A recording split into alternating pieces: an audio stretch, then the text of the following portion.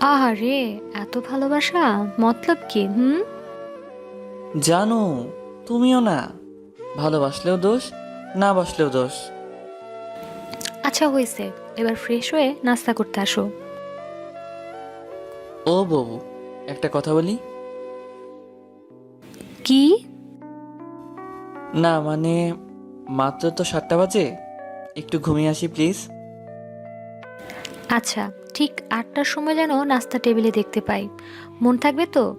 না হলে কিন্তু এই শীতের সকালে তোমাকে পানিতে চোবাবো। হ্যাঁ, 100% মনে থাকবে। তাহলে ঠিক আছে, যাও, ঘুমোতে যাও।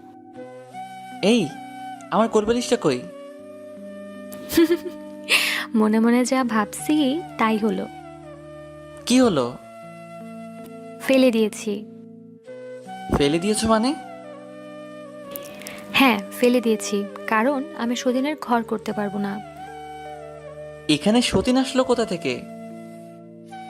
কোথা থেকে আসলো, তাই না?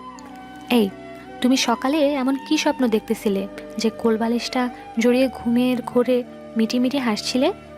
আর সেই জন্যেই লবণ ঘরে থাকার পরও তোমাকে দোকানে পাঠাইছি। যেভাবে কোলবালিশকে জড়ায় ধরছো সেভাবে তো কখনো আমাকে জড়ায় ধরো নাই।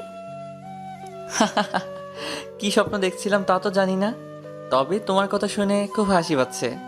কোথায় কোলবালিশ আর কোথায় বউ? কি? এখন আমার চেয়ে কোলবালিশ বড় হয়ে গেল? আমি কি সেটা বলেছি নাকি? চুপ করো, আর কোলবালিশের দরকার নাই। কি বলছো তুমি? তাহলে আমি ঘুমাবো কি করে? তুমি তো জানো আমি এমনিতে ঘুমাতে পারি না। আমি থাকতে কোলবালিশের কি দরকার শুনি? তোমার বুকে শুধু আমি থাকবো। আমি। ও, তাই বুঝি। হুম। পাগলি বউ আমার।